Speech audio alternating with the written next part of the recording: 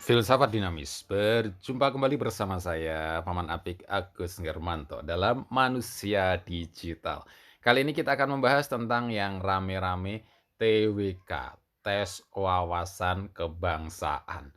Breaking news nih ya, kita akan coba bahas. 51 pegawai KPK yang tak lolos TWK diberhentikan.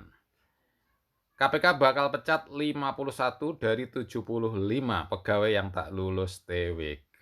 Wow, ini tentu saja berita besar ya. Ada 51 pegawai KPK yang akan dipecat. Nah, kita akan membahas dari filsafat dinamis. Kali ini saya akan mencoba memakai pendekatan hermeneutik. Apa itu? Yang pertama ini, abad 19 dan 20. Tokohnya adalah Heidegger ya, Martin Heidegger abad 19 dan 20 menyatakan bahwa pengetahuan manusia itu selalu melibatkan interpretasi dari manusia. Hermeneutik ya, selalu melibatkan suatu interpretasi. Dan kemudian murid Heidegger ini Gadamer, Johann Gadamer menyatakan circle hermeneutik bahwa penilaian kita, interpretasi kita terhadap sesuatu, misalkan TWK tadi, kita akan membahas TWK. TWK itu interpretasi kan, hermeneutik ya. TWK kita itu bersifat disempurnakan berulang-ulang. Jadi sering ada kesalahan dalam interpretasi kita. Dan interpretasi manusia itu, menurut Gadamer ini, bersifat kritikal. Memang bisa benar, bisa salah. Sehingga perlu diulang, diperbaiki terus. Ini Gadamer ini hidup pada abad 20 dan abad 21. Sudah meninggal ya awal abad 21. Keduanya, Heidegger dan Gadamer ini adalah pemikir-pemikir besar dari Jerman.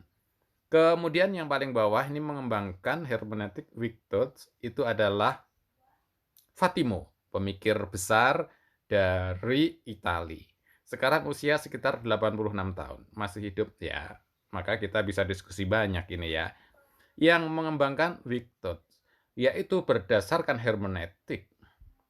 Yang bisa kita kembangkan, interpretasi kita, pemahaman kita terhadap TWK misalnya, itu adalah pemikiran yang bersifat lemah sebenarnya. Gimana maksudnya bersifat lemah? Bisa benar, bisa salah. Dan mungkin saja pemikiran orang lain itu yang benar. Maka kita perlu respect terhadap pemikiran orang lain, kita perlu mengembangkan pemikiran-pemikiran baru, terbuka sehingga agar kita lebih dinamis. Filsafat dinamis lagi ya dari Paman Apik. TWK, berita-berita berikutnya. Menanti sikap Jokowi, usai 51 pegawai KPK disingkirkan lewat TWK. Ini ya berita-berita ya. Pakar duga ada gejala perlawanan ke Jokowi di kasus TWK KPK. Wow, ini baru dugaan ya. Apakah ada perlawanan? Kan semuanya tanggung jawabnya kepada Presiden Jokowi ya, karena ini kan masih hubungannya dengan pemerintahan. KPK bertanggung jawab kepada Presiden langsung, dan begitu juga yang melaksanakan tes kan aparat pemerintahan, eksekutif bertanggung jawab langsung kepada Pak Presiden. Dituding membangkang Jokowi, ini pernyataan kontroversi BKN soal TWK KPK. Oke, dan apa yang perlu kita kembangkan? Sikap apa yang perlu kita kembangkan? Berdasarkan hermeneutik tadi, bahwa apakah TWK itu memang bisa digunakan untuk menyingkirkan pegawai KPK? Bisa. Itu kata KPK dan kata panitia, kan gitu. Makanya yang 51 disingkirkan. Tapi Presiden Jokowi sebelumnya menyatakan bahwa hendaknya TWK itu tidak untuk menyingkirkan. Itu interpretasi Presiden. Nah, jadi memang interpretasinya bisa beda-beda. Dan hidup kita itu memang diwarnai oleh interpretasi-interpretasi menurut Heidegger. Bisa benar, bisa salah. Maka ini perlu terus dibuka. Ya. Kasus ini perlu terus dibuka sehingga kita akan menemukan kebenaran-kebenaran yang lebih kuat, yang kebenaran itu lebih bermanfaat bagi kemajuan Indonesia. Dan salah satu yang membuat ini dinamis, yang kita harus terbuka dengan pemikiran orang lain, ini salah satunya adalah teman Paman Apik yang juga pernah menjabat petinggi ya, pejabat tinggi di KPK yaitu Mas Giri Suprabdiono. Ini angkatan 93 ITB, jadi seangkatan dengan Paman Apik. Teman Paman Apik sering main di kos-kosan waktu mahasiswa dulu juga. Ironis ini ya, Mas Giri atau Pak Giri ya. Giri mengajar wawasan kebangsaan justru tak lulus TWK. Loh kan aneh kan gitu ya. Kemudian ini juga Giri Suprabdiono kecewa dengan keputusan KPK dan BKN soal nasib 75 pegawai yang tak ikut dan seterusnya itu ya, yang akhirnya 51 tidak lolos itu ya.